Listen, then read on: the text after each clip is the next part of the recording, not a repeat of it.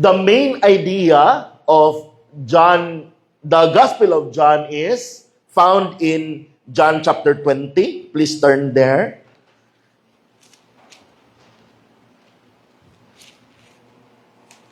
John chapter 20. Nganong gisulat ihang gospel nga naa na may Matthew, Mark, and Luke. John chapter 20, verse 30 and 31, John states his purpose, why he wrote his own gospel. Verse 30 says, "Therefore, many other signs Jesus also performed in the presence of the disciples, which are not written in this book. But these have been written," na si John sa iyang pagsulat sa iyang ebanghelyo, no iyang yung gisulti. No gato nakita din hilagi nga in summary no, na nasa ubos, Jesus through his signs, pinagi siya mga milagro nga gibuhat. And also the sayings, as we shall see, nga doon na po siya mga discourses, no? Teachings. Through his signs and sayings is proven to be the Christ. So, gipamatud-an, pinagi sa iyang mga milagro o mga pagtulunan nga siya yun ang gipaabot nga anointed one, the Mashiach of the Jews, okay, the Christ.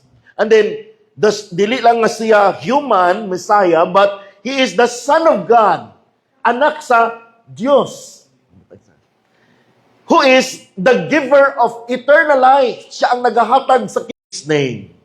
Then muna ang challenge sa gospel is kaniya. Right? So muna og i-summarize nato, Jesus Christ, the Son of God, the giver of eternal life. Niya dunay upat ka main parts no of the book. Chapter 1 is the prologue kanang yellow or introduction ni John. And then chapters 2 to 12 is the book of signs.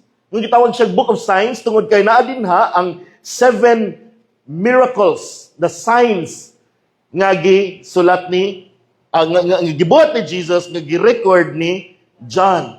So namili lang siya, daghan kaayo gibuhat nga miracle si Christ, but namili ra si John og 7. Nya na dinhi makita nato dinha no. Ang primero is unsa toy first miracle ni Christ? All right, turning water into wine at the wedding asa dapit sa Cana. Nana sa chapter 2, no? And then sa chapter 4, healing the official son from a distance. No, layo pag-ani, wala siya kinahanglan ni adto. Pero ayon niya, only say the word, and my servant will be healed, my son will be healed. Then, chapter 5, healing of a lame man at the pool at Bethesda. No, dito sa Bethesda, ayon ni Christ, ang katong tao.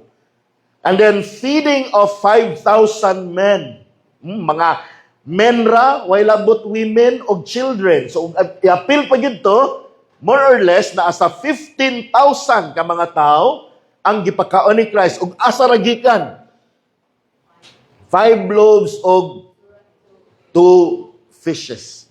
Okay? So, gabi na pakaon niya. Dayon, anang gabion na rapod, he walked on water.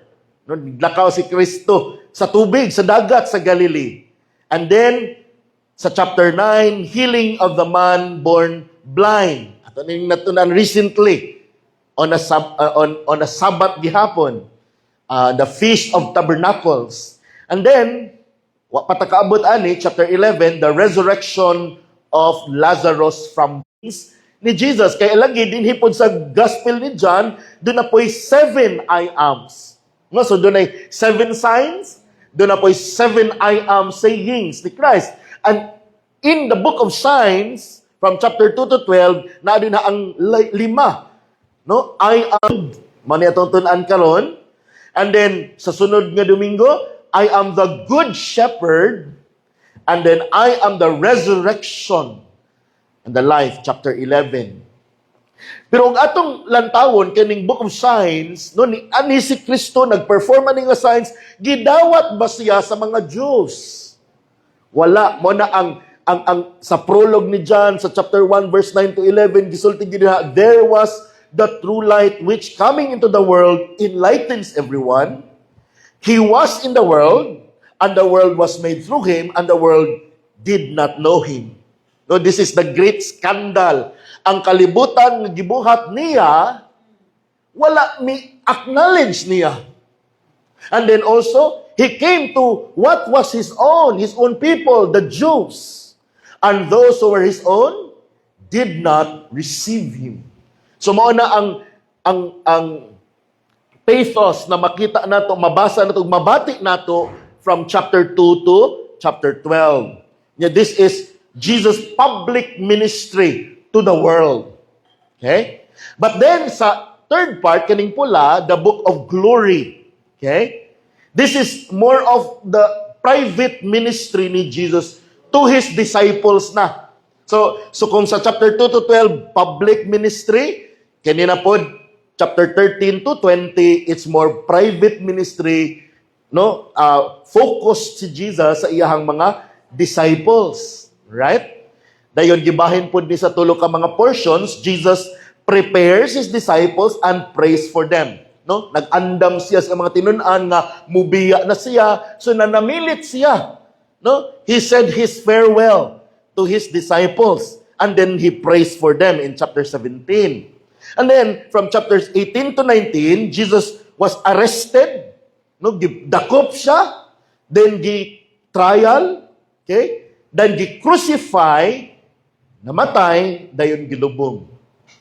But then sa chapter 20, naapo din na nato makita his resurrection and appearances to his disciples, no? Nabanhaw si Christ 3 days later, dayon he appeared to his disciples. No, man mabasa nato sa chapter 20. Then dinhapod makita nato ang duha, no, katapusang duha sa mga I am sayings ni Christ. Iyon siya, ang sa ikadunom niya, no, I am the way, the truth, and the life. No, John 14:6. And then, ang katapusan, I am the true vine sa chapter 15:1.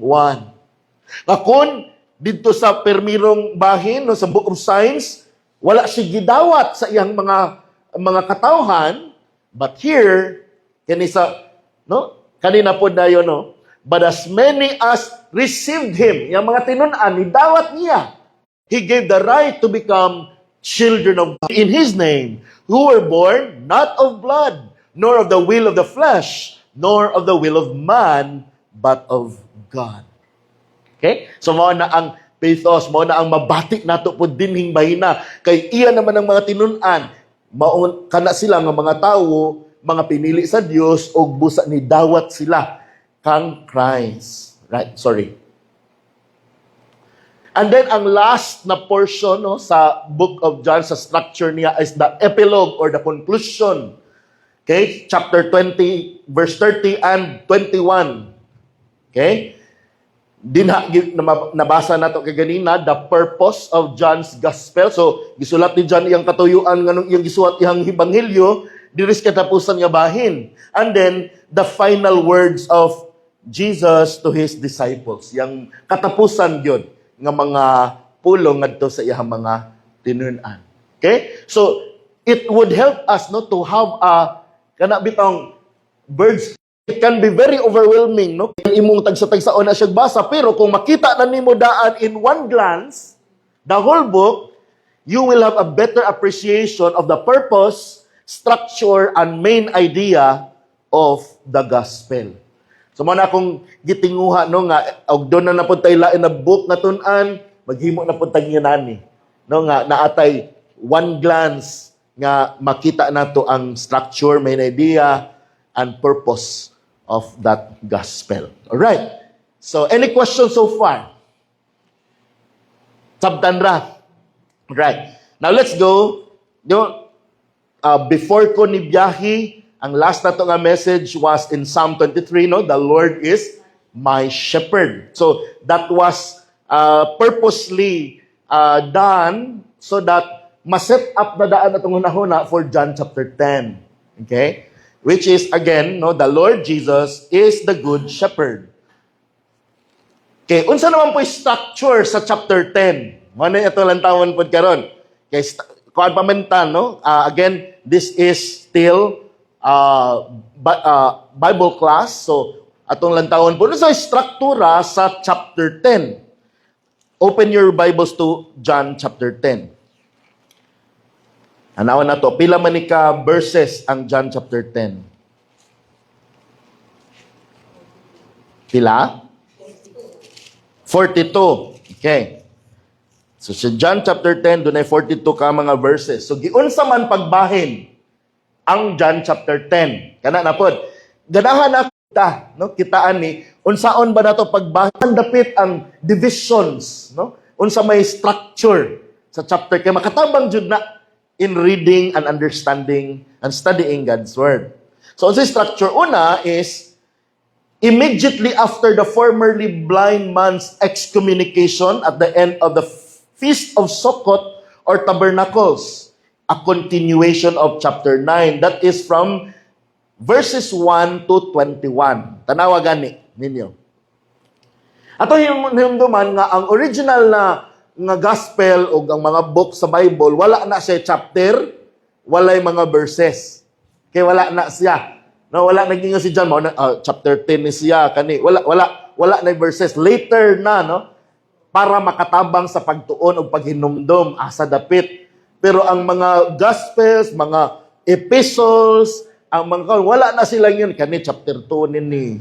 Wala na gisulat sa mga writers inana. So dili inspired ang chapters and verses.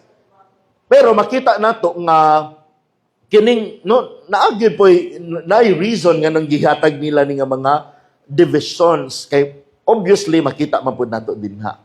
So ang chapter 9, unsa ganito about ang chapter 9? Kadtong?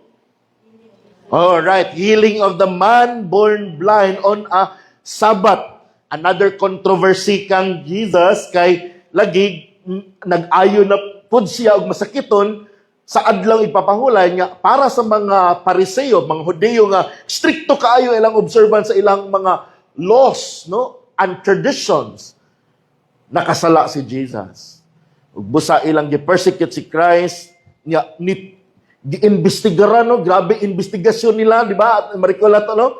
Atong katong tao mismo nga giayo niya, mulaban man siya. So siya pod mismo gihukman nga makasasala ka. Dayon giunsa nila? Excommunicate. Okay? Dayon mao na dayon ang sumpay. Tanawa gani ninyo. Tanawa sa chapter 9 verse 35. Jesus heard, nakadungog si Jesus, that they had put him out and finding him, kay excommunicate man tong tao nga buta, kaniadto, he said, "Do you believe in the Son of Man?" He answered, "Who is he, Lord, that I may believe in him?" Kaya man siya kakita ni Jesus. Kay buta pa man siya adto. Jesus said to him, "You have both seen him, and he is the one who is talking with you." And he said, "Lord, I believe."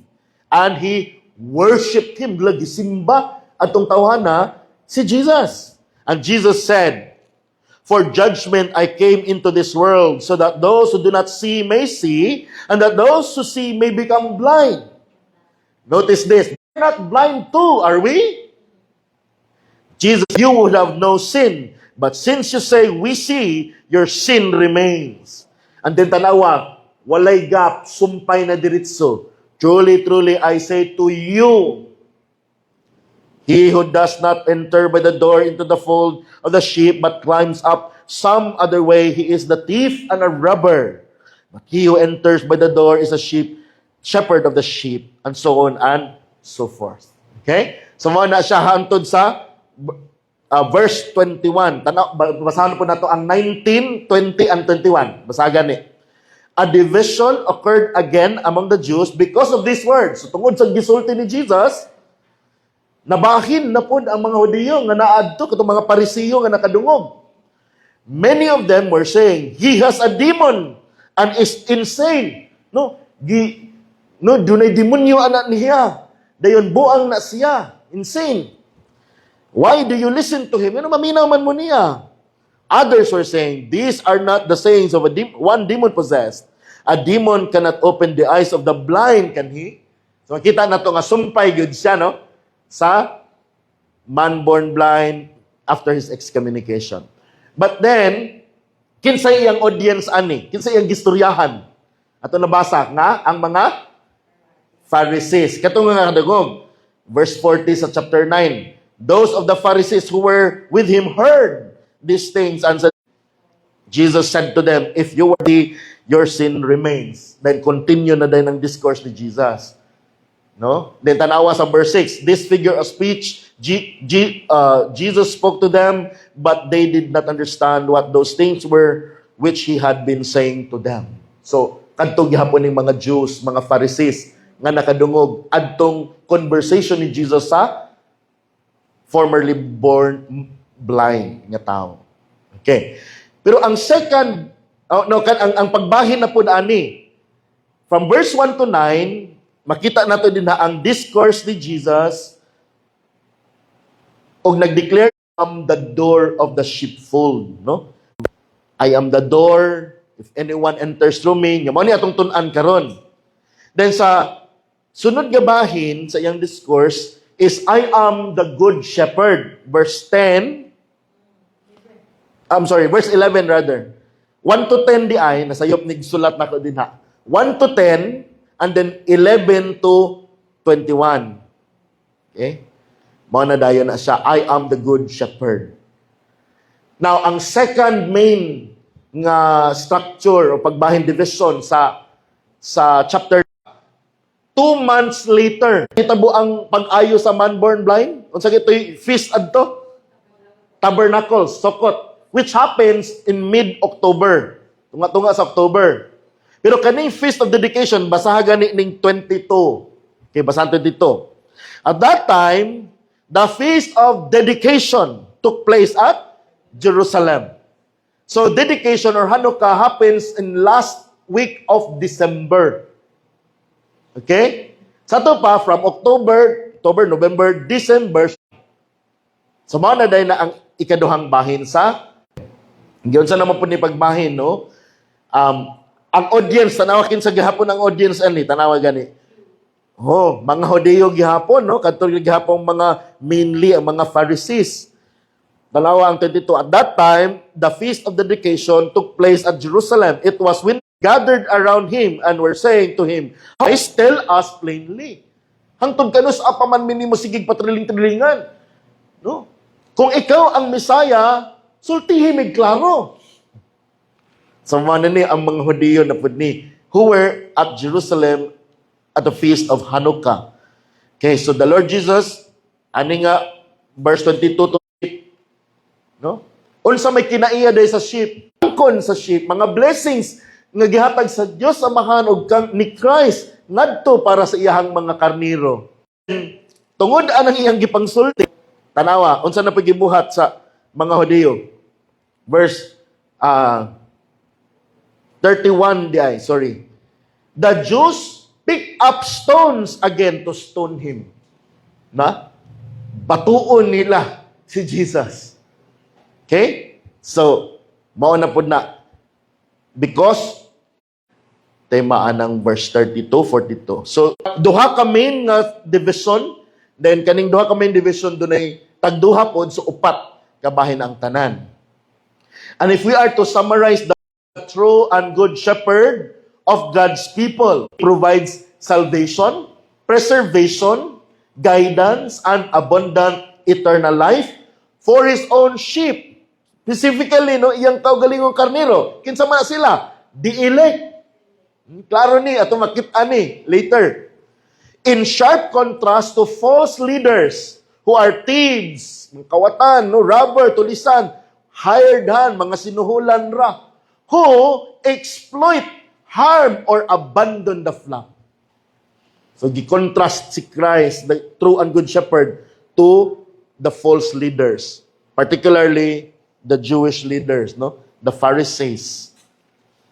So, na ang main idea. So, ang schedule nato sa atong pagtuon, aning whole February, sa chapter 10 would be this, no? Karon, February 1, the Lord Jesus is the door of the sheepfold. Verse 1 to 10. Sa sunod Domingo, the Lord Jesus is the good shepherd. From 11 to 21. Then, the nature and blessings of the Lord's sheep. So, Unsa may kinaiya di ay og karniro aron makabaw pud ta. Karniro to. Sa may atong naangkon. Right.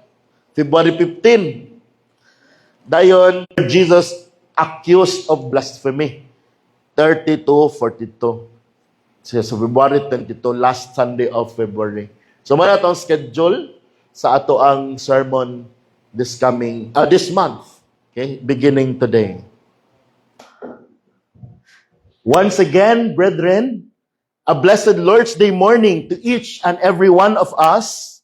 May the Lord's blessing be upon us all as we now come to the meditation of God's Word. Right now, our country is hurting deeply from the widespread corruption among our top government officials. Billions of pesos meant for roads, flood control, schools, public health, and help for the poor have been stolen or wasted through kickbacks and fake projects and greedy deals. Families across the Philippines face and experience flooded homes. No? Mga mabahaan na ang mga balay. Broken bridges, landslides that destroy houses, higher prices, and harder lives because of corruption. When those in power take care of themselves first and seek their own personal interest over the needs of the people, the ordinary people suffer the most. Sadly, this same kind of selfishness shows up even inside churches. Subo, no? Even sa sulod sa mga kasimbahanan, doon na po'y mga sama ni ini nga mga corruption nga nangapangitabo.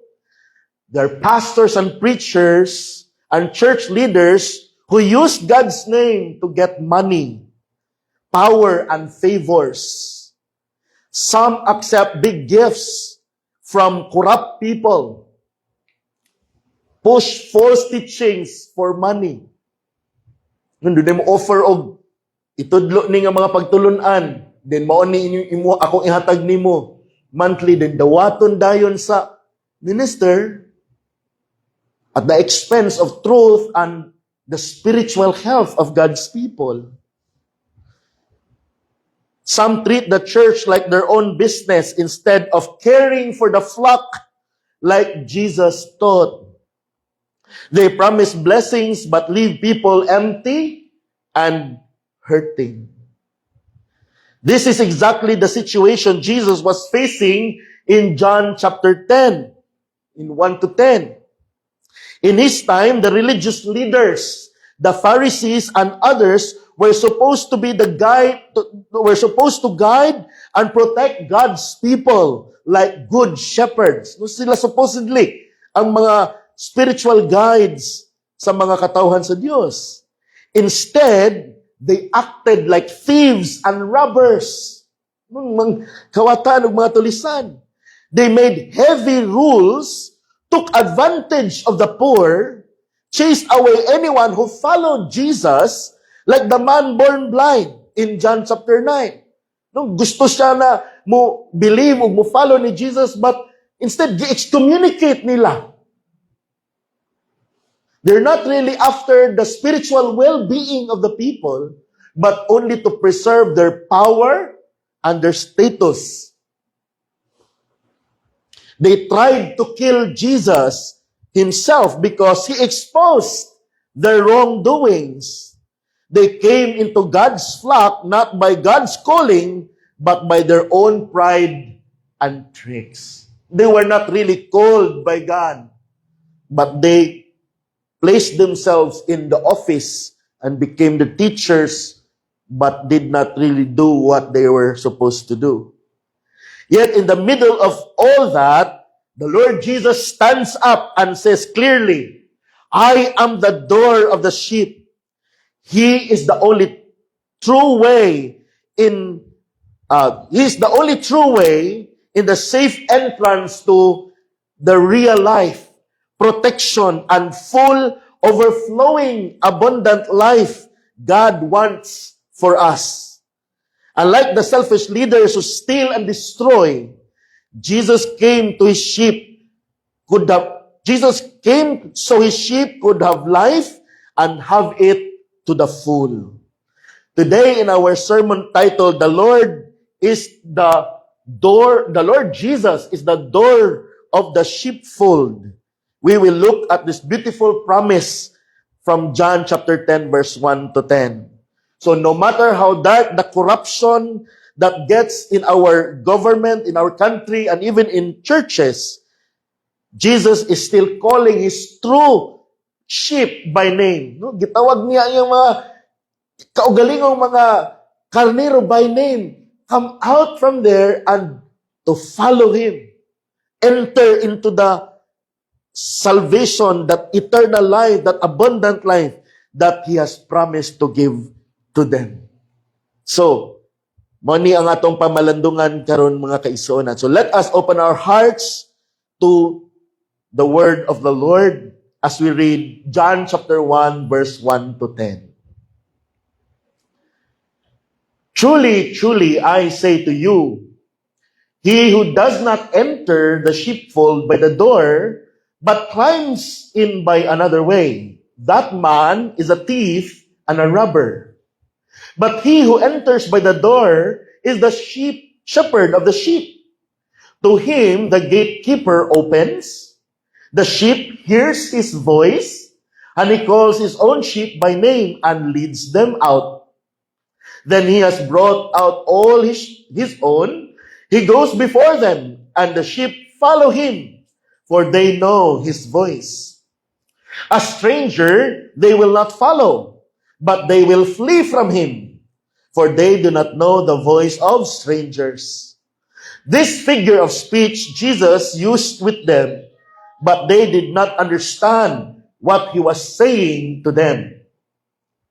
So Jesus again said to them, Truly, truly, I say to you, I am the door of the sheep. All who came before me are thieves and robbers, but the sheep did not listen to them. I am the door. If anyone enters by me, he will be saved, and will go in and out and find pasture. The thief comes only to steal and kill and destroy. I came that they may have life and have it abundantly. Okay, let us pray. Heavenly Father, once again we come to you. We humble ourselves, O Lord, seeking your help in this hour of need as we meditate upon the words of our Lord Jesus, the door of the sheep. We pray, O Lord, that you will grant us your Holy Spirit to cause us to understand, especially, O Lord, this promise, this blessing that he offers for his sheep. Salvation, protection, abundance of life that the world could not give. Lord, indeed, even in our country and in many religions and churches, there are much corruption that are going on that make life more difficult even for your people. But we thank you, O Lord, that we have the Lord Jesus Christ calling out each of his sheep by name to save them so that they will follow him and receive the abundance of life, the eternal life that he alone could give. So Father, bless our study this morning. In Jesus' name we pray. Amen. Okay. The main idea, or if I were to summarize the teaching of John chapter 10, verse 1 to 10 is this, that the Lord Jesus is the door of the sheepfold. He is the exclusive means by whom God's people enter into salvation and abundant life, through whom also his under-shepherds or pastors receive authority to shepherd his flock, while protecting them from thieves and false teachers who selfishly exploit them. Nindot kayo ang mensahe sa John chapter 10, mga kaigsuunan. And then the intended response, no, the Holy Spirit through the Apostle John wants us to respond is this, no, that we the hearers, kita nga namati, ani nga mga pulong, would examine ourselves whether we have already entered through that door of Christ to receive salvation and to be discerning, maminsarta, about the pastors and teachers we listen to, whether they are truly Christ under shepherds or thieves and robbers whom we must all avoid. So doon na di ay mga hangay natong paminsaran o timbangon nga either kani bang atong gipamati, gipaminaw, gikatulan, are they really under shepherds of Christ? Or are they thieves and robbers who we all must avoid? So, ato ning lantawon karon mga kaigsuunan. And our outline is this, no? First, I will give an introduction, a crucial information about the first century shepherding. So, sa maning shepherding, no? Sa may mga kinaiya pod sa mga karnero, unsa man po'y mga trabaho sa shepherd, no? Unsa man po'y kaning gitawag og sheepfold, no? O unsa man po'y trabaho sa gatekeeper or kanang watchman, no, sa sheepfold. So atong lantawon kung sa po yung mga dangers sa mga karnero. Then first part, verse 1 to 5, the contrast between thieves and shepherds. Gitandi ni Kristo unsa mga kinaiya di ay sa mga kawatan o unsa po'y tinuod ng mga karnero. So git-compare ni Kristo. Verse 1 to 5. Then secondly, the confusion of the Jews about the figure of speech. No, kini nga figure of speech, dunay kalibog, no, nga wa kasabot ang mga namati nga mga Hudyo. And then the confession of Christ that He is the door of the sheepfold. Sa may pasabot ani nga siya ang pultahan sa sheepfold. That's in verse 7 to 9. And then, we will close with our conclusion, some theological implications and practical application. So now let's begin with the first introduction, the crucial information of the first century shepherding. Okay? Una sa tanan, shepherding was essential for Palestine's agrarian economy in the first century. No? Usan ni sa mga major industry sa Palestine, no, sa Israel sa first century, providing wool. Sige na ng wool, ng balahibo, no, sa mga karnero, milk, meat, karni, hides or kanang leather, and sacrifices for religious practices, no, mga lamb, no, Passover lamb, mga sheep nga i-offer for religious offerings. Sheep were vital resources, with flocks symbolizing wealth and prosperity. So, basa na to sa Old Testament, pila ka buok, flock of sheep ni Job or ni Abraham. So, makita na to, maihap, daghan kaayo kag karnero, so dato ka. No, so naana, no, nga it is a symbol of wealth and prosperity of a family. Right. Then, sheep were vulnerable. Mga huyang na mga mananap. They're vulnerable. Dependent creatures. No? Dili sila ma-survive on their own. They're very dependent. They're prone to wandering. Dali mga saag. And unable to defend themselves against predators. And even from their very own selves. So, di sila kadipinsa. Di ba parihag ka ng mga pananglit, iro, unsa may dipinsa sa iro. Kung naay mga peritos, paghuto nila, din paako nila. No, mga iring o mga feline, no, mangawra sila. Ang uban po, doon ay mga horns nga makasungag sila, makadipinsa sa ilang kaugalingon. Pero mga sheep are very defenseless. So, di sila kadipinsa sa ilang kaugalingon, man, kinahanglan, ginaay mo dipinsa nila. nga lain. And they also required, and dili lang sa predators, but also from their own selves. No nga, pataka rag pangaon, ug unsay kanon, nga maskin pag ka na makadaot na nila. Unya napagid ni sila tendency nga, mangita sila og kanang halong nga yuta, dayon mo lubog sila didto, then magligid, nga ang ilang center of gravity habog man, so mo nang matuwad sila, di na kabalik ug mahayang ba. Mura nagkanang bao bitaw nga mahayang maglisod dito sa oray kanin hangtod nga ang blood flow no madaot na dahil sila tungod sa ilahang inana nga sitwasyon. Okay? So they required constant guidance for food and water. Nanglan pod sila nga tultulan gyud unsay kaunon, asa paimnon. And kanigid, they are not very wise animals. Dili ni kanang mga shrewd, mga maalamon nga mga hayop, they are medyo sakit-sakit gyud, stupid nga animals. And no wonder kini nga metaphor mo'y gigamit kanunay sa Bible to describe people. Kay kita nga na anak man Buddha. No, we're not very wise. We easily wonder. Prone to wonder.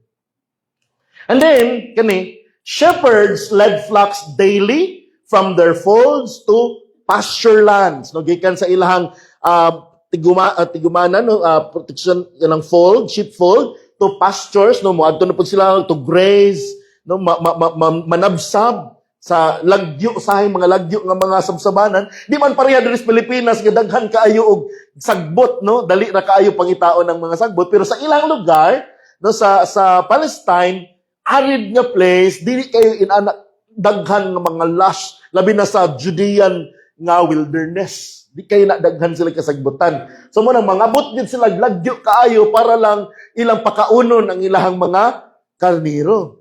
Okay? And also to find water. Kay ang mga karnero, tungod sa ilang hadlukan man ni sila, no, fearful, timid nga mga hayop, di sila mo inom adtong nag-rushing water bitaw. Kay mahadlok sila sa tingog, basig malukot sila, din maanod sila, so hadlokan, kinahanglan still waters. Kanang yung di walay kuan nga hilom kaayo din, aya pa sila mo inom. Ana. So manang mangita gyud ang shepherd mangita gyud sa asa paimnon iyang mga karniro. While at the same time maggata sila no, milking, shearing no, kung baga na ang wool i-shear kay og di pud i-shear baga na kay bugat na kay ilang lawas maglisod na hinay na kay manglakaw. So kinahanglan na gyud nga kanang no i-shave ba no tangtangan og baga nga wool. And also caring for the lambs, no, mga trabaho sa magbalantay nga katong anak, do iyang atimanon tong mga bag-ong anak na mga yuwis. Okay.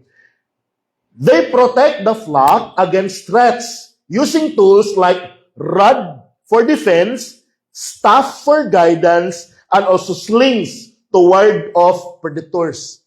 Diba ka dumdum ta si David, do na siya anak nga kanang sling. Nga mao to iyang gigamit against Goliath. Kay mao man gyud iyang trabaho sa iyang pagka bata-bata pa nga siya gyud ang shepherd. Kay usually kini mga shepherd trabaho na sa mga kinamanghuran. Kay murabag pinakaubos nga trabaho sa pamilya. So mo'y intriguhan ang mga kamanghuran to shepherd their flock. So muna ilang iprotektahan using their tools, no, rod, staff, and sling. They also inspect each individual sheep's health by letting them pass by their rods before resting for the night. No, inihipuso na ang mga karniro, tagsa-tagsaon, kay gamay raman ang gangaan, tagsa-tagsaon og palabay. Dayon inspeksyonon unsa may mga samad ani, unsa may napiang kinisikuan. So naaman na lang nanlan na nila tagsa-tagsa din kaila sila matag usa ka karnero, kabalo sila unsay health, unsay condition aning mga karnero. So ilang dyan na inspeksyonon, ilang ipakuan sa rod, Dahil ilang tambalan, kung doon ay mga nuka-nuka or doon ay mga pest, butangan nila oil sa ulo, no? Anointing oil. Dili na sa religious lang purpose, but that is for healing and to ward off ng mga pests po sa ilahang mga hayop. Okay? So, inspection nun jud matag usa sa shepherd ang iyahang mga sheep before resting the night. Dahil shepherds establish intimate bonds with the flock. Kay kanunay gud nga kanara ilahang kanunay mauban kada adlaw, no, gikan sa buntag, tama na sa hapon. So kaila gid sila kada usa. Dayon murag maura po ilang istorya-istoryahon, no? So naa jud sila relationship sa iyang mga karniro. They have established intimate bonds with the flock, naming each individual sheep. Dili ra na ingon nga puros nga karniro nyo. Doon na gina sa individual para ba nato ba nga natay mga pet nganlan ba nato gyud.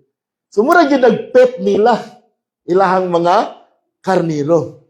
So dili na nga siya nga murabag kanang lampurnas na tanan puros na sila ang ngalan ani kani. Dili kada usa dependis kinaiya or dependis color. Kani siya kanay spot gamay, spotty. O kani siya medyo cream o so creamy. O kani siya puti yung kayo, whitey. So, depende na. Depende si mong kuano, naibgan kuan si kuan lang ni si Rachel. Unsa ba, depende, no? Depende sa shepherd, di unsa niya pag ila ang characteristic, aning iyang sheep, individually, kailagid siya. No? And then, he leads them from the front with unique calls. Unlike sa western nga paagi, no, nga western, no, sa Europe, America, ug sa ubang mga lugar, nga ang ilang paagi sa pag-shepherding, especially karon nga panahon, naa sila mga sheepdogs, no, shepherd dogs, nga naasluyo murabag aron mahadlok ang mga karniro, daasluyo murag aksyonan og paak gamay na dahil aron maggiyahan pa do mo forward asa padong. Pero sa east, no, sa Palestine, ang shepherd mag-una gyud na siya ang mga karniro musunod ra gyud og asa padung ang shepherd. No, so dili niya i-push gikan sa luyo kundi mag-una siya din musunod ra gyud iyang mga sheep. Because the sheep trust their shepherd. No, dili siya out of fear but out of their trust.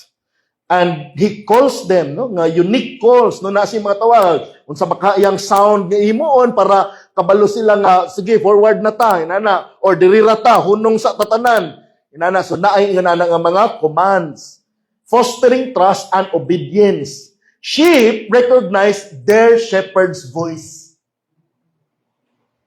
Di ba? Nga ang mga karnero kaila gyud na sila nga uy kinitingog ni sa akong magbalantay. Kaila sila.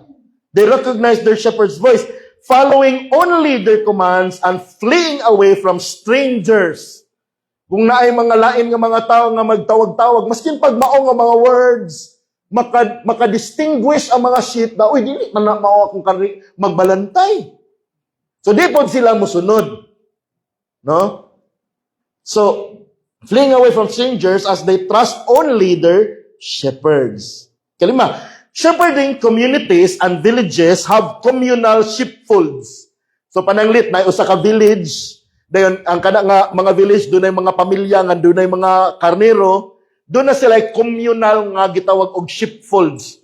Dako nga no kani ako i-describe ninyo, which were protective enclosures usually made out of sturdy stone walls where mixed flocks were kept safe for the night from predators and thieves, with a single entrance for controlled access. Later, ako mong pakit-on sa picture, no? Nga, kana siyang mga gipang pile up nga mga bato, no? Gipang arrange nga, mga mahabog-habog nga wall, then tuyok, dako, kasagaran, depende sa, unsa kadako sa village, o kung sa kadaghan sa mga flock of sheep nila tanan, dayon, that enclosure, then usaray entrance. Okay? Nga didto tanan nga mga karniro, mga flock, lain-lain tag-iya, didto tigumon sa gabi. Okay? Ang wala na siya problema nga masagol. as we shall see. No, para maprotektahan sila sa mga predators, no, mga wolves, no, bears, lions, and from thieves, mga tao, mga awat, mga robbers. Okay? So doon na lang siya usa kas entrance for controlled access. Kay og daghan og pultahan, daghan makasulo o di na mabantayan kasi nanulo dito or nabakay ng gawas. So usa ra gi entrance. O mao ra po na exit. Okay? Then gatekeepers or porters guarded the communal sheepfold's single entrance. Okay? So naay mo bantay sa entrance sa katong ganghaan. Ana nga sheepfolds. Opening only to authorized shepherds for the flock safety. So, ang mga shepherd kay tibok adlaw, no, gikas buntag, taman sa hapon, mag-grazing sila, no, iyang i-herd, iyang mga flock. Dayon, inigdapit na sa hapon, padung sa gabi, manguli sila, then ilang i-deposit, no, ilang ibutang dito papahulayon, og ampingan adto sa kaning communal nilang sheepfold. Dayon, mupahulay man pod, matulog man pod ang mga shepherd. So, naa sila i-hire na gatekeeper or watchman or porter, no? These are hired watchmen and often village elders, no, mga kanang mga tigulang who are trustworthy, nga kasaligan nga mga village elders and well respected who can manage multiple flocks overnight. So dako man ang sheepfold, then daghan ang mga karnero, so kinahanglan kasaligan jud ilahang intriguhan, ilang i-hire para anang overnight nga samtang mga tulog ang mga shepherd, sila sa may mubantay sa ilahang mga karnero over the night. They ensure only legitimate shepherds could lead their sheep out. So kung dunay mo adto didto nga no, kuhaon na nako akong karnero, kinahanglan kaila to unsa naadjud kay imong karnero diri, kaila jud siya kinsay shepherd og unsa ang iyang mga sheep. Nya og dili gani shepherd legitimate, di pwede. Gisugo man ko ni kuan, dili. Oh, kay posible man mga kawatan. Mo pretend ni gisugo pero nangawat di ay. Then in cases where the shepherd and his flock are far from the village and must spend the night in an open field, kung kaso nalayo na gid siya dito nag-graze, then wa pa siya plano nga muuli sa ilang village, dito sa sila kay daghan pa kaayo mga kasagbutan dito niya, okay ra pud kaayo katulgan ditong dugara, okay? And must spend the night in an open field, they make their own temporary sheepfolds made of piled stones or branches. And the shepherd themselves would sit at the entrance of the sheepfold and be its door to guard and protect the flock over the night. Kaya di man makauli sa village nga naatong sheepfold nga dako, communal. Maghimo ra pud sila ilang temporary nga sheepfold nga unsay mga kahoy nila nga makita dito, ilang iugsok dito, mga bato ipile dayon. Ang shepherd maoy mo act as doorkeeper. Sila ra pud gyapon may mobantay sa ilang flock. Anak nga sheepfold. However, malagini, doon na po yung mga kawatan o tulisan. Thieves and robbers, aman mangagi. They bypass doors and their gatekeepers by climbing walls to steal and slaughter sheep by slitting their throat and then throwing them over the walls to avoid detection by the watchman or shepherd. So kay usa ra may entrance, yan na may watchman. So asa man mo agi ang kawatan? Dito gyud siya dito sa layo-layo, labi na natug na tungkuan. So katkato nila dahil aron dili mo tiyabaw, di mo saba, lungguan dayon ang liog, no? O di katingog. Dayon kwaon nila ilabay dito sa gawas. To steal, to kill, destroy. So inana ang buhaton sa mga kawatan. Na napoy uban tulisan gyud nga ilaha gyud pod tong tulison sa palag ka itong watchman, then kuhaon na dayon tong mga karnero, so mga robber na. So these target vulnerable sheepfolds, thus requiring mo na og shepherd ka or watchman, vigilant watchmen and shepherds who are willing to risk their own lives. nga ug magbalantay jud ka, willing jud ka nga ug naay mga predators or naay mga kawatan nga ug love nimo ang imong sheep, ug love nimo ang imong kaugalingong pamilya nga mo benefit sa imong pagpasanay sa imong sheep o mga makuha nimo sa imong sheep, imuhang dipinsahan even with your own life. So mo ni ang background sa first century shepherding. Okay. So now let's come to the contrast. Unsa may kalahian nga gipakita ni Kristo sa mga kawatan o sa mga shepherds. Okay? Verse 1, truly, truly, I say to you, he who does not enter the sheepfold by the door, but climbs in by another way, that man is a thief and a robber. But he who enters by the door is the shepherd of the sheep. To him the gatekeeper opens, the sheep hear his voice, and he calls his own sheep by name, and leads them out. When he has brought out all his own, he goes before them, and the sheep follow him, for they know his voice. A stranger they will not follow, but they will flee from him, for they do not know the voice of strangers. So, unsa may contrast, no? Ato i-contrast ang thieves, robbers, kawatan tulisan, og sa tinuod nga mga shepherds. Yung si Jesus, yung diri, truly, truly, I say to you, yung gali ka truly, truly, no? Sa pagkatinuod, kani seryoso gyud kaayo ni paminaw mo. May bot pasabutan naman yun si Jesus, no? Sa pagkatinuod, paminaw gyud mo, importante kani ako itudlo ninyo. I say to you, he who does not enter the sheepfold, kinsa ganitong dili mo sulod sa sheepfold by the door, di mo agi sa pultahan, but climbs in by another way, that man is a thief and a robber. Kana tawhana, kawatan, tulisan. Mao na ang thief and robber. But then, no, mo na ang illustration niya na di na siya makatkat. Okay, dili mo agi sa pultahan. But the true shepherds, on the other hand, verse 2, but he who enters by the door, katong musulod gyud sa pultahan, is the shepherd of the sheep. Mauna siya ang magbalantay sa karniro. So, dinha gyud siya nga, di siya moagi dito sa wall, but diha gyud siya sa pultahan. Ang mga tinuod nga mga karniro. We shall see what this unsay meaning ani ni Christ, no? Later on. Then to him, to the shepherd, the gatekeeper opens. Ablihan, kay nakailaman ng gatekeeper, okay, ikaw tong shepherd, so dali, sulod. The sheep hear his voice. So pagtingog pa lang sa shepherd, kaila ang mga sheep niya. So imagine, daghan kaayo no, mga karniro, lain-lain og tag-iya, lain-lain og shepherd. Pero ang mga karniro sa shepherd, kaila sa tingog sa ilang shepherd. Mo-alert na dahil na sila, uy, naana ato ang magbalantay. Okay? The sheep hear his voice and he calls his own sheep by name. Tawgon niya, by name gyud.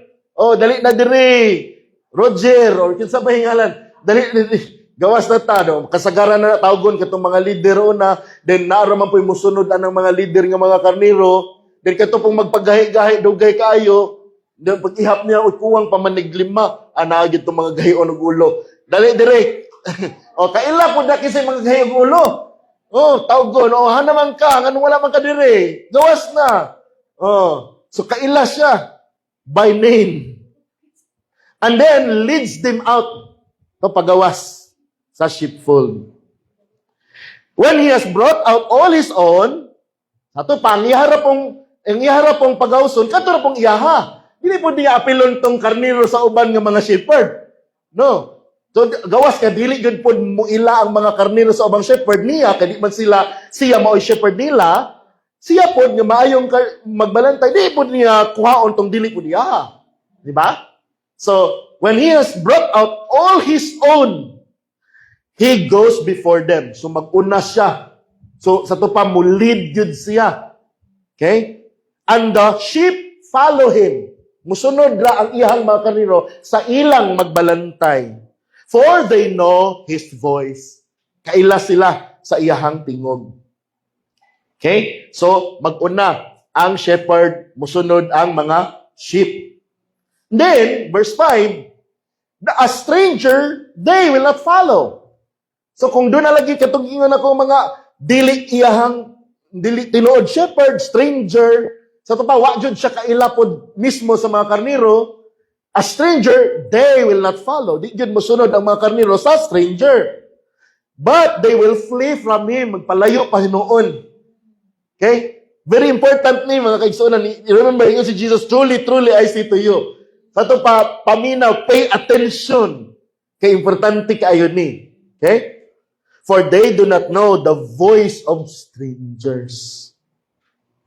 Okay? So, muna na stranger, managan, magpalayo ang mga sheep.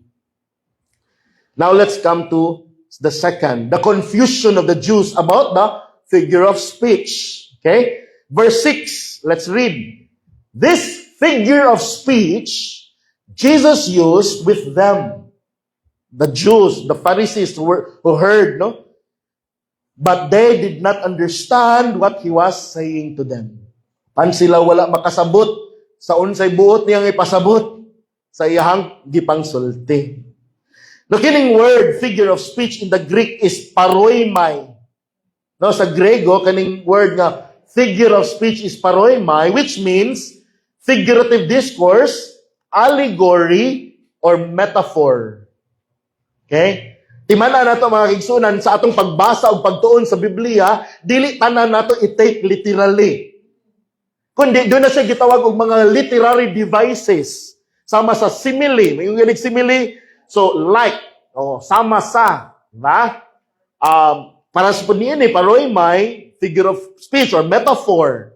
So, daghan nga mga metaphors nga gigamit ni Jesus even sa Gospel of John nga gi-misunderstand sa mga tawo nga nakadungog. Sa mapananglit, sa John chapter 2, let's turn there. Ato ta, John 2, 19 to 21. Ang gigamit na metaphor ni Jesus is the temple. Okay? Ingon siya dito nga, destroy this temple and I will raise it up on the third day. So, ang mga tao nga, kadugay ana nga, gi-construct nga, 3 days lang imong iba. No? Pero unsa man nibot ba nga pasabot nga temple? His own body. Iyang lawas. So, dili temple sa Jerusalem, but His own body, which is the dwelling or temple of God. He is God Himself in human flesh. And then, sa ikaduha, sa John 3, si Nicodemus yung kasturya, unsa may metaphor na po gigamit, or figure of speech gigamit Jesus kang Nicodemus. Born again. Unsa gin nanungutanan nako recently, unsa di ganito ng born again? Was? Is that a religion or church? That is not a religion or church. That is a state of being. Sa usa ka tawo nga gigrasyahan sa Dios nga gikan sa pagkapatay sa espiritu iyang gitagag kinabuhi, regeneration, the new birth.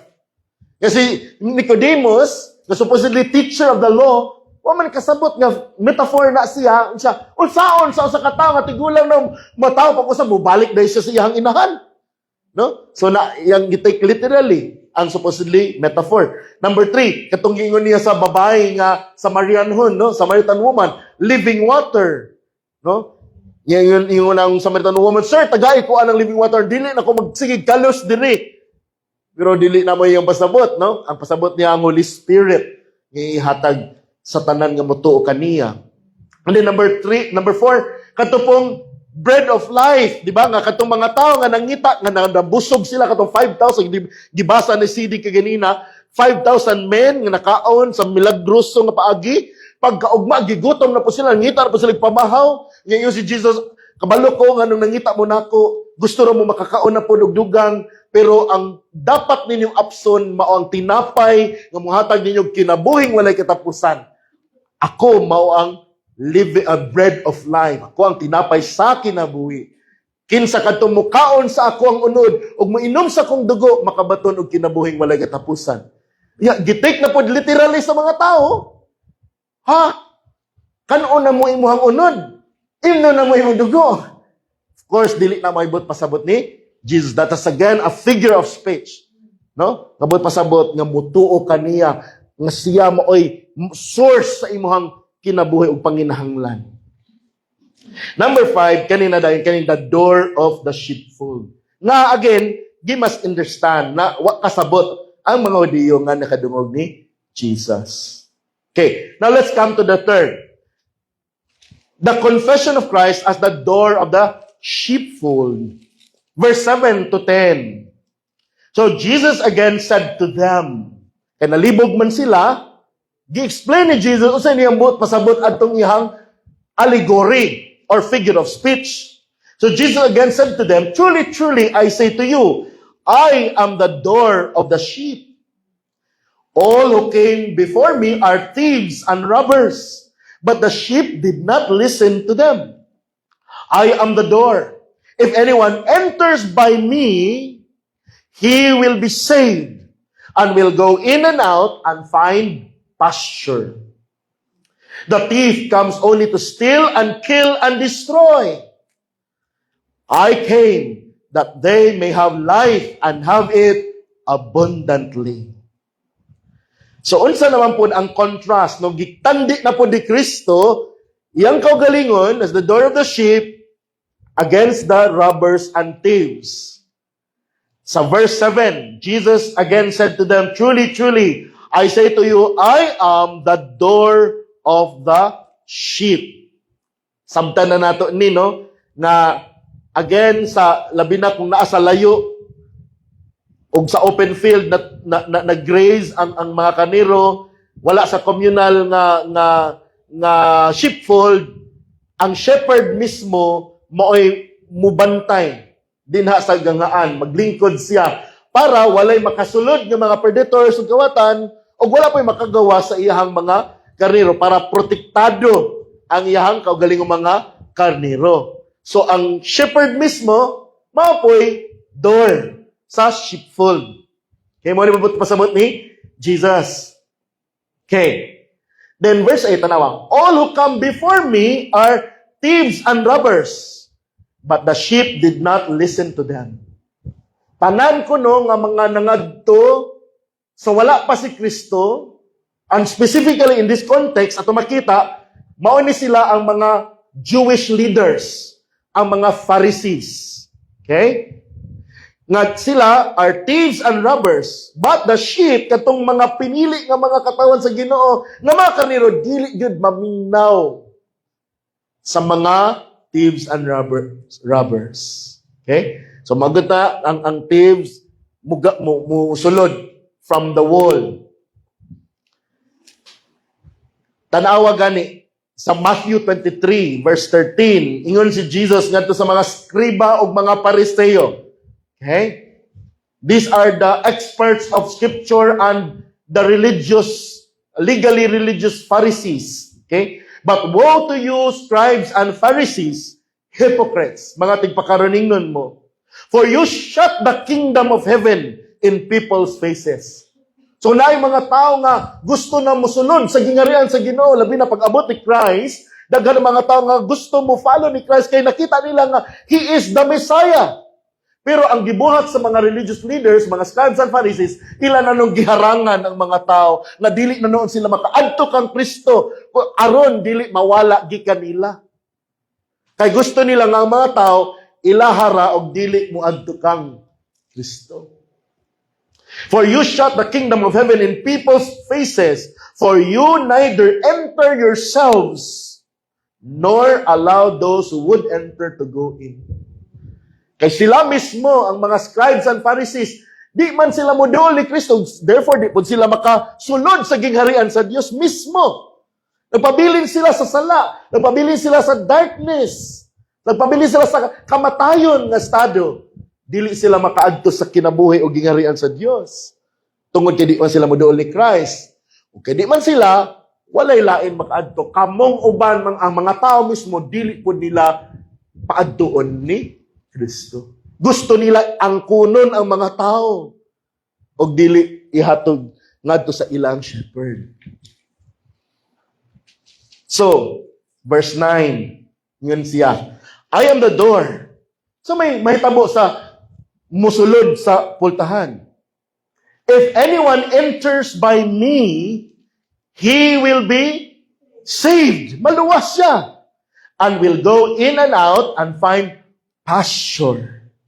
Sa ato pa, ang tawo nga musunod kang Kristo, musulod ka niya, kung sa imong mahitabo nimo, maluwas ka. Kitang tanan, nagkinahanglan og kaluwasan, tungod kay kitang tanan, mga makasasala. Amen?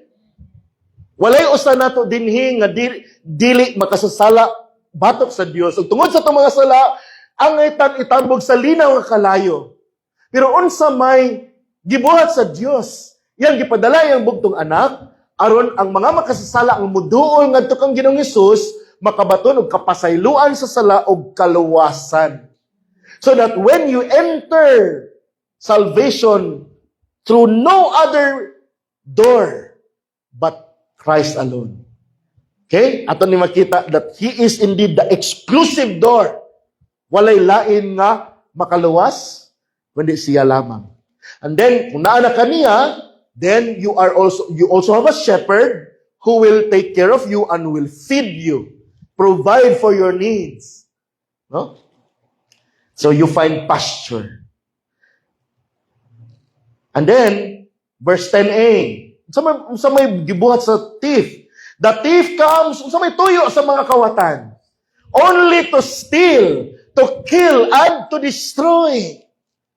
They're not concerned sa sheep. Gusto nila patyon, kaya aron ilahon, aron sila may benepisyo, sila may makaginansya sa unsa ila mahalin o makaon. Sumo nang buhaton lagi no, kat sila sa paril, dayon aron di makasaba, aron di matugaw, lungguan, patyon, then itambog na pud sa pikas, tambog mo salo dito, then kawato nila. Kuhaon nila ilahang mga bihag. So, manay trabaho sa mga thief. Okay. So, giyon sa man, nga kining mga Pariseo, nag-demonstrate sila nga sila ang mga gipasabot ni Jesus, nga mga thief and robbers. Una, the Jews, including the Pharisees, accused the Lord Jesus of not being from God because He healed the man born blind in the Sabbath. No? Mao man ni immediate context, di ba? Sa chapter 9.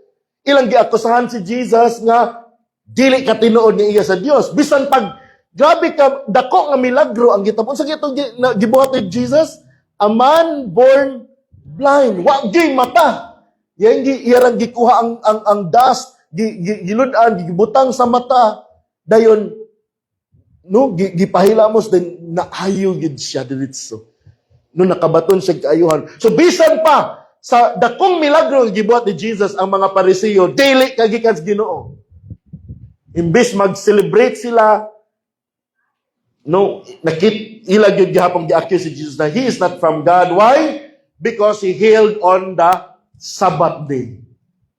And then, sa ila gibuhat atong tao nga naayo, gi-excommunicate nila the formerly blind man and who defended the Lord Jesus. So, kita nato nga, dili gid sila tinuod nga shepherd. Gusto nila nga ang mga tao, dili mo adto ni Jesus, kundi sa ila ra, tungod sa ilahang mga false teachings and practices. Then also, they challenge, no, sa chapter 8, nagka-atras ta, they challenge the testimony of the Lord that He is the light of the world, di ba? He is the light of the world. Then question His claims and then accused Him of having a demon and tried to stone Him for blasphemy when He said, before Abraham was, I am. Gusto nila patyon si Jesus, kay blasphemer si Jesus. Niya ang mga claims, the light of the world. Then also, He tried to arrest. Gusto nila dakpon si Jesus sa chapter 7 ba? And kill the Lord Jesus because, but could not because His hour had not yet come.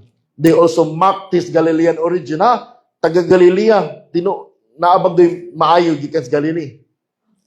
Then, ika-upat, no? John chapter 5. Magka-atras ta. After the Lord healed an invalid man at the pool of Bethesda, again on a Sabbath, and telling him to take up his mat and walk, they persecuted the Lord for breaking the Sabbath. Diba katong tao nga naghigda ra gyud pila ka tuig, wa gyud naayo, pero yang gingnan, take up your mat and walk. pag-aswat, nilakaw, dakong milagro na hitabo, pero ang mga Pariseo, nakasala ka. O kinsa po'y nagsugo nimo nganong kuan ngay kay bawal ang mag-aswat sa Sabat. Grabe sila kabuta. Dili nila gusto ang tao nga muduol kang Christ. And they also accused him of blasphemy for calling God his own father. From then on, they sought to kill him. Number 5, after the Lord cleansed the temple in Jerusalem by driving out the sellers of money and money changers, overturning tables and declaring it my father's house, they demanded a sign for his authority. They challenged him and also misunderstood his statement about destroying and raising again this temple in 3 days, which he meant ang iyang lawas sa John chapter 2. So, nakita na to ang pattern ba, no? Gikan pa sa sinugdanan, chapter 2, chapter 5, chapter 7, chapter 8, chapter 9, hangtod din sa chapter 10, kining mga Pariseo, kining mga Hudeo, religious leaders nila, babagan jud nila ang mga tao nga muduol sa shepherd, nga dili makasulod kang Ginoong Hesus, aron makabaton og kinabuhing dayon, kay sila mismo dili man pud sila gusto muduol gid kang Jesus. Gusto nila nga ang mga tao ilaon ug dili mo adto kang Kristo. So makita nato nga kini sila mo gihulagway ni Ginoong Hesus nga mga kawatan. Kay sila dili may tag-iya sa mga tao. Kini mga tao na iya sa Dios Amahan. Ug si Kristo ang anak sa Dios, ug kinsa tong gihatag sa Amahan ngadto sa anak, didto padulong sa iya. So mo na makita nato kining Ezekiel chapter 30. This is very interesting. The bad shepherds. Turn your Bibles there. Ezekiel chapter 34. Unsa may kinaiya aning mga daotan nga mga magbalantay or mao ni ang mga kings, no, mga leaders sa Israel, mga religious leaders sa Israel atong panahon na nga suko kayo ang Dios, batok nila. Ngano man? Nya ma-relate nato ni bisan sa atong panahon karon.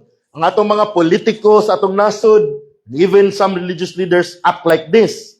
Tanawa, Ezekiel 34. Then the word of the Lord came to me, saying, Son of man, prophesy against the shepherds of Israel. Prophesy and say to those shepherds, Thus says the Lord God, Woe, shepherds of Israel, who have been feeding themselves. So ang ilang gipakaon, ang ilarang kogalingon. Should not the shepherds feed the flock? Ba ang mga magbalantay, ilang pakanon dapat ang mga karniro. You eat the fat. So, mili pag mga tambok nga karniro, din mo ilang ihawon. And clothe yourself with wool. You slaughter the fat sheep without feeding the flock. Sila rin manigurog kaon sa unsay mga lamig ng mga karniro, din din inapasabsabo ng mga karniro mismo. Those who are sickly, you have not strengthened. Na mga masakiton ng mga karniro, wala ninyo ayuha. And the disease you have not healed. The broken you have not bound up. Nangapiang, nabalian, wala ninyo butangi og binder para ma-restore ilang mga nabali o napiang mga bukog. The scattered you have not brought back. No, nangakatag, pero wala ninyo sila pangita aron mabalik. Nor have you sought for the lost, but with force and with severity, you have dominated them. No, persado, lording over, stricto kaayo, sige rag kasuko, sige rag demanding kaayo na domineering. Ginana ilang way of leadership. They were scattered for lack of shepherd. Nangakatag ang mga kaniro kay walay tinuod nga magbalantay. And they became food for every beast of the field and were scattered. Nahimo na silang mga prey sa mga predators, kaya nangakatag naman sila, bisag asa na lang paingon.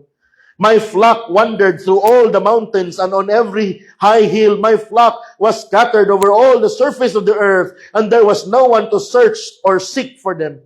Walay nangita sa mga nangasalaag, naadto nangakatag na. Therefore, you shepherds, money ang judgment sa Ginoo batok sa mga leaders sa Israel, hear the word of the Lord. As I live, declares the Lord God, Surely because my flock has become a prey, my flock has become food for all the beasts of the field, or for lack of shepherd, my shepherds did not search for my flock, but rather shepherds fed themselves and did not feed my flock. Therefore you shepherds, hear the word of the Lord. Thus says the Lord God, behold, I am against the shepherd. Batok ko sa mga magbalantay, and I will demand my sheep from them and make them cease from feeding sheep. So the shepherds will not feed themselves anymore, but I will deliver my flock from their mouth. Luwason ako makanirgikan sila mga baba, so that they will not be food for them. For thus says the Lord God, listen to this. Behold, I myself, ako mismo, I myself will search for my sheep and seek them out. As a shepherd cares for his herd in a day when he is among his scattered sheep, so I will care for my sheep and will deliver them from all the places to which they were scattered on a cloudy and gloomy day. Pangitaon, ako mismo mangita sa akong mga karnero. I will bring them out from the peoples and gather them from the countries and bring them to their own land. And I will feed them on the mountains of Israel, by the streams and in all the inhabited places of the land. I will feed them in a good pasture. And their grazing ground will be on the mountain heights of Israel. There they will lie down on good grazing ground and feed in rich pasture on the mountains of Israel. I will feed my flock and I will lead them to rest, declares the Lord God. I will seek the lost, bring back the scattered, bind up the broken, and strengthen the sick. But the fat and the strong I will destroy. I will feed them with judgment. So ang Ginoo mismo na mao'y mangunay kay gibasagdaan raman sa mga magbalantay sa Israel mo na nangakatag niya mga kaniro, so siya na mismo mao'y mangita sa ilaha. Noon sa may fulfillment ani mga kaigsuonan, si Jesus Christ. Nga ni anhigid siya. O niya, katong iyahang mga karniro, iyahang gitigom. Kinsa itong mga nagmasakiton, iyang giayo, iyang itong mga nangasalaan. He came to seek and to save that which was lost. So mo ni gibuhat ni Christ. So mo ni iyang gingon diri, I came that they may have life and have it abundantly. So kadtong mga nangakatag, nagmasakiton, nangasalaag, walay guidance nga mga katawhan sa nasod sa Israel o bisan sa ubang parte sa kalibutan, bisan diri sa Dipolog, mga katawhan sa Ginoo, iyang gitawag o iyang gitagaan og kinabuhi. I came that they may have life and have it abundantly. So that is the Lord, no, who is my shepherd. Sa Psalm 23, atong mahinumduman, kung sa gibuhat, no, the Lord is my shepherd. Kung ang Ginoo may itong magbalantay, I shall not want. Tanan akong mga panginahanglan, i-provide sa Ginoo. Pagkaon, protection, no? Tubig na mainom, satisfaction. Asa na to makaplagan kini dinha sa Ginoo. Dili lang dinis kalibutan, dili lang aning kinabuhi. Surely goodness and mercy shall follow me all the days of my life, and then after that, I will dwell in the house of the Lord forever. Eternal life. Pagganindot kayo kung ang Ginoo mo'y atong magbalantay. So in conclusion, so unsa may mga theological implications and practical application ani? Una sa tanan, Christ is the exclusive door of salvation and eternally abundant life. Solos Christus. Kita tanan lagi nagkinahanglan tag kaluwasan. Kay kita makasasala og tungod sa atong sala, ang bayad sa sala kamatayon nga eternal. Dito sa linaw nga kalayo. Unsaon man nato nga maluwas ta gikan sa atong mga sala ug sa eternal judgment sa ginubatok nato tungod sa atong pagkadaotan. Aron mapasaylo ta sa atong mga sala, iyang gipadala si Ginoong Hesus. Og siya lamang ang bugtong ganghaan na kung musulod ka diha kaniya, ikaw makabaton og kaluwasan og kinabuhing walay katapusan. Niyon si Jesus, I am the door. Definitive. Wala siya ningon, I am a door, nga open pa nga naapoy lain, or I am one of the many doors. No, karon ang mga religion sa kalibutan, they tend to think that there are many ways to God. Daghang bang pamaagi. Mao man ni mga filosofiya sa daghang mga tao karon. But kining lain-lain nga mga relihiyon, puros naman ang mga legitimate, no? Para maskin pag mag-Buddhist ka, Islam ka, or unsa ba ang imong relihiyon, inana, puros ra sa nag-angat sa bukid, then inigabot sa tuktok, makakita ra gyapon sa Ginoo tanan. There are many roads to heaven, but no, iyon si Jesus sa John 14 verse 6, I am the way, the truth, the life. No one comes to the Father except through me. Pinaagi lamang kang Ginoong Hesus. Sa to pa, og didto ka kang Buddha, og didto ka kang Muhammad, og kinsa pa imo ang sangpiton nga pangalan, aron ka maluwas. Maluwas ka dili. Dili ka kaabot sa langit. Ano man, eksklusibo. Jesus, ingon siya, I am the door. I am the way, the truth, the life. And Acts 4:12, let's turn there. Ingon si Apostle Peter, Acts chapter 4 verse 12. And there is salvation in no one else. No, ang kaluwasan dili nimo makaplagan sa uban. There is salvation in no one else, for there is no other name under heaven that has been given among men by which we must be saved.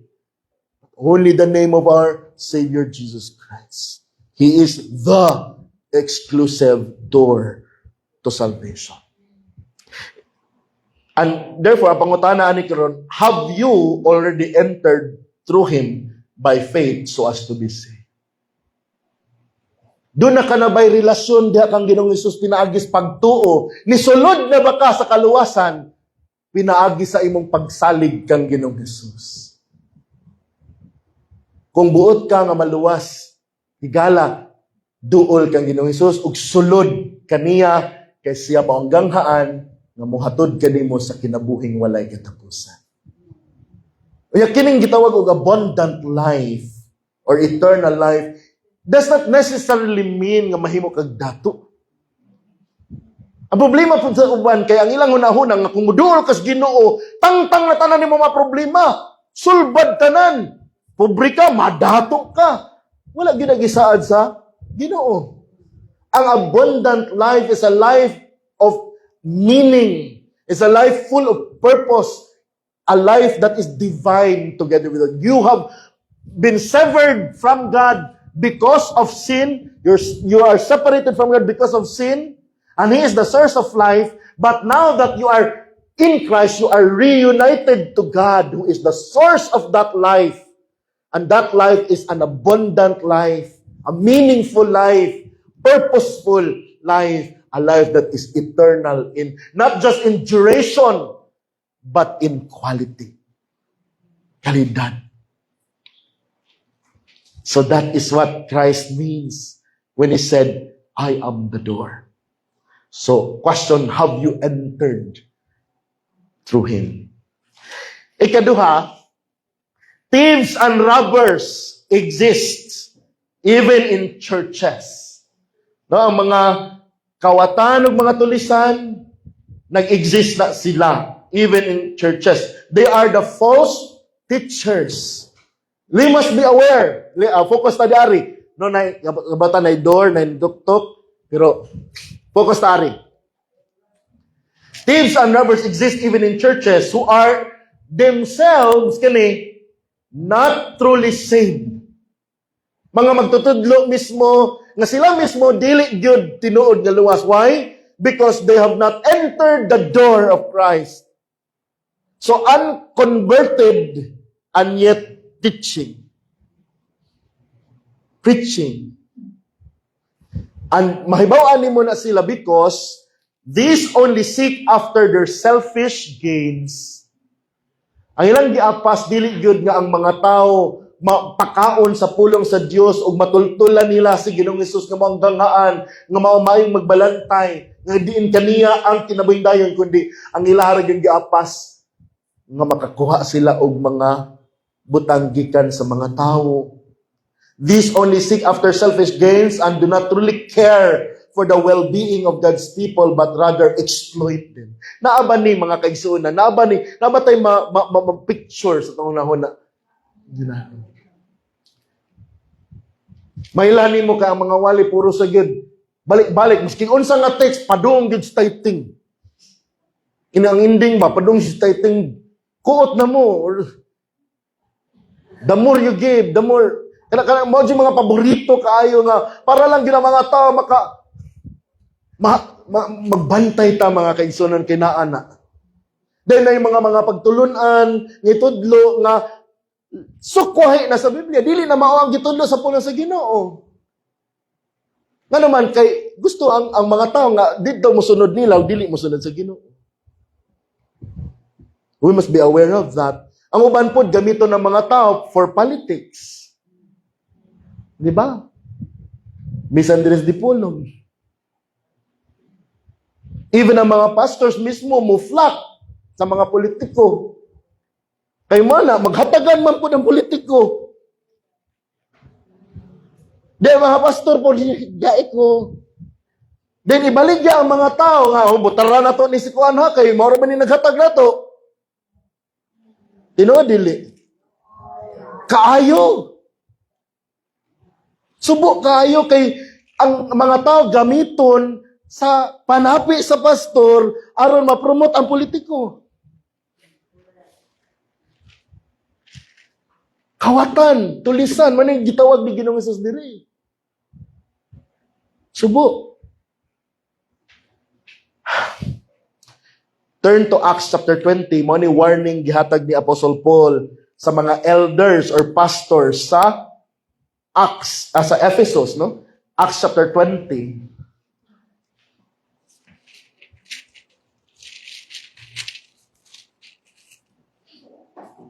Verse 28.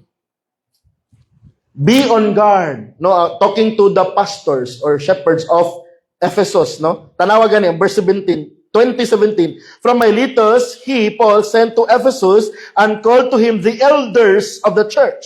The elders are the pastors of the church in Ephesus. Ay ang gisugo nila, verse 28, be on guard for yourself. Bantayin ninyo yung mga kagalingon and for all the flock. Bantayin ninyo yung mga, tawa ang term, flock. Sa ito pa ang church is the flock of sheep. God's sheep. Be on guard for yourselves and for all the flock among which the Holy Spirit has made you overseers. Ang balang espiritu mo ay naghimo kaninyong mga magbalantay. Kaning term no overseers, dinagi ka ng word bishop. So ang bishop is not a position na kay no pastor din og daghan na siya under niya nga mga pastors then bishop na siya. No, that's not the biblical description of bishop. Bishop merely means overseer. Naglantaw siya sa mga kinabuhi sa mga tao sa iyang church. Then notice this, to shepherd the church of God. Mahimo kamong maoy magbalantay, tigpakaon sa iglesia sa Dios, which He purchased with His own blood. The second person of the Trinity, the Lord Jesus Christ, God who became man, died to purchase the church. And that's why overseers, pastors must take care of the people of God. Verse 29, I know that after my departure, savage wolves will come in among you. Doon ay mga savage wolves, mga wild na mga lobo, musulod. So, yun si Paul, mawala ko, dayon na dayon mo puli ng mga wolves, mga lobo. Unsa may tuyo sa mga lobo? Savage wolves. I know that after my departure, savage wolves will come in among you, not sparing the flock. Kauno nila mga flock. And from among your own selves, even kamo mismo, gikan ninyo, ng mga elders, men will arise, speaking perverse things. No?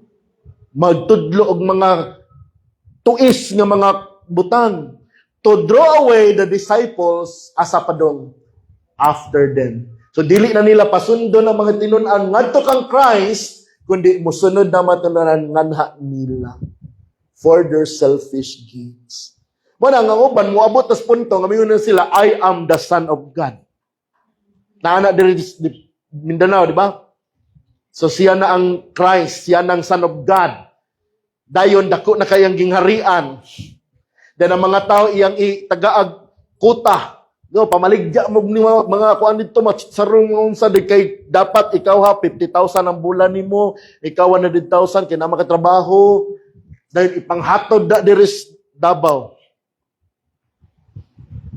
para iyaon. So dahil mga helicopter, mansion,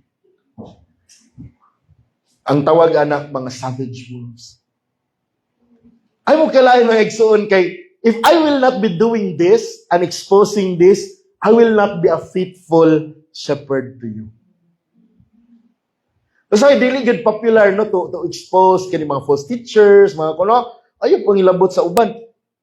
Si Christ mismo nagtudlo nato dinhi that we must be aware that there are thieves, robbers who do not really care for our lives, but only care for themselves. Unsaon nila nga madato sila, unsaon nila nga musikat sila, mahayahay, pero wa gyud tinuoray nga nag-atiman sa mga katawhan.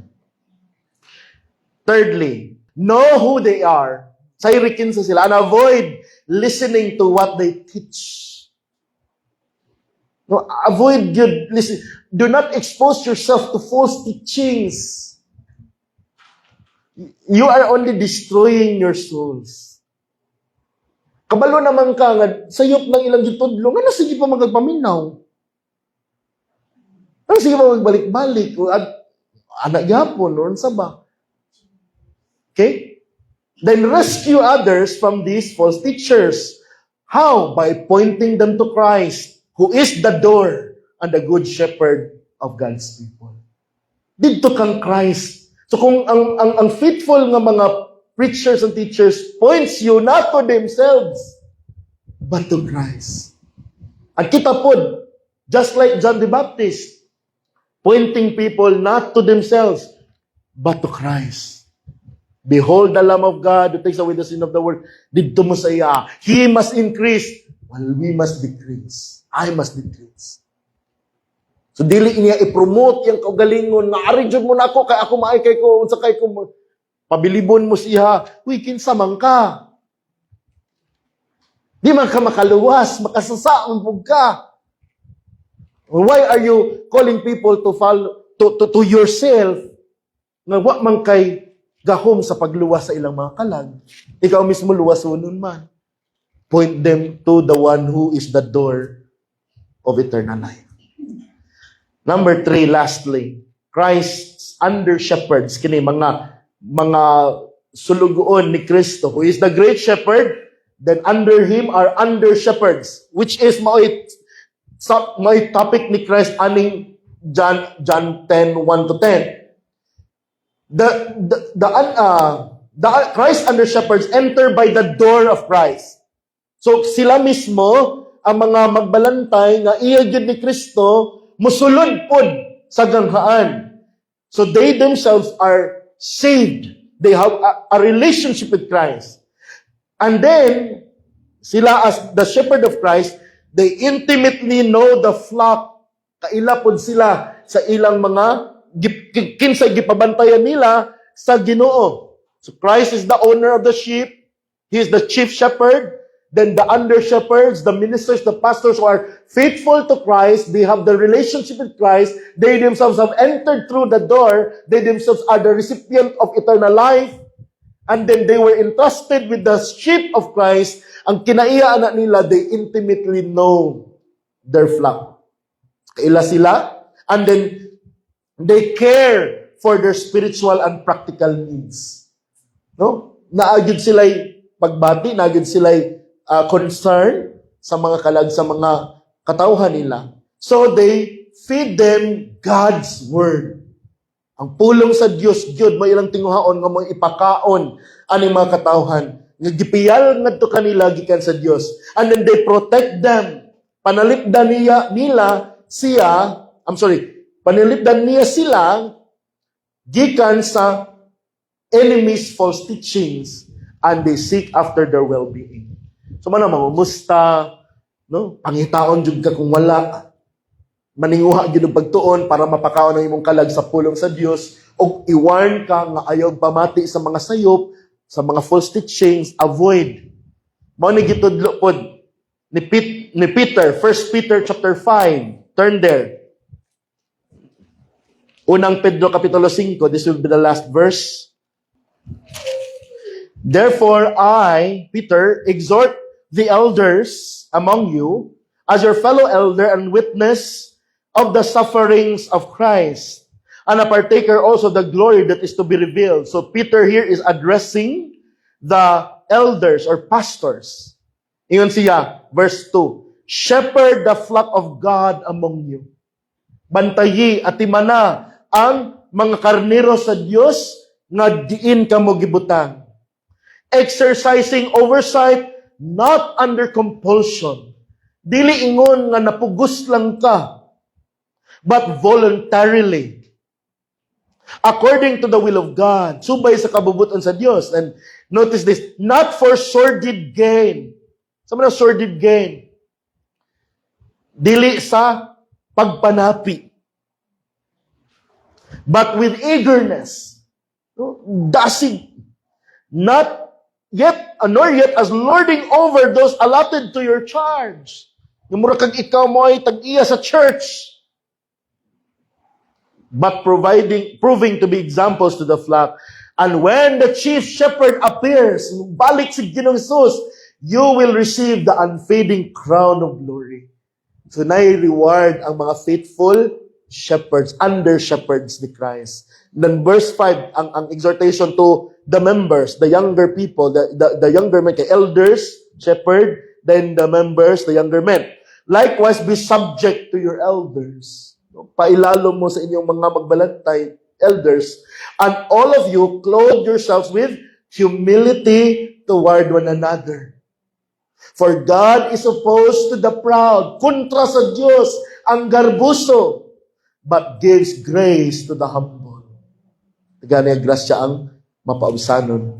Kay practical application, mo ni ang sugo sa mga church members. Remember those who led you, no? Timani, know them, who spoke the word of God to you. Okay? Consider the result of their conduct. Imitate their faith. Then, verse 17. Kani, obey your leaders and submit to them. For they keep watch over your souls as those who will give an account. Pag masinugtanon ka mga to kanila, tungod kay sila maoy manubag sa Ginoo para ninyo.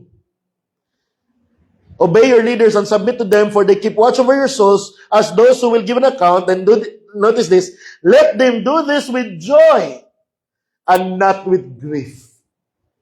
Nga ilang buhaton, ilang trabaho sa pagbantay ninyo, pag-atiman ninyo, nga dili, nga naay kalipay, o dili magulanon. Dili pasubon. For this would be unprofitable for you.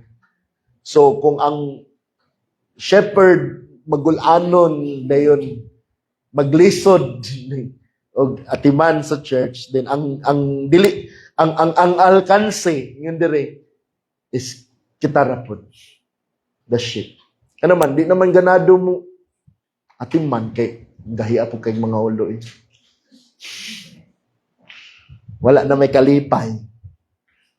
So, mapo na ato ang responsibility. So, that ends our first lesson in John chapter 10.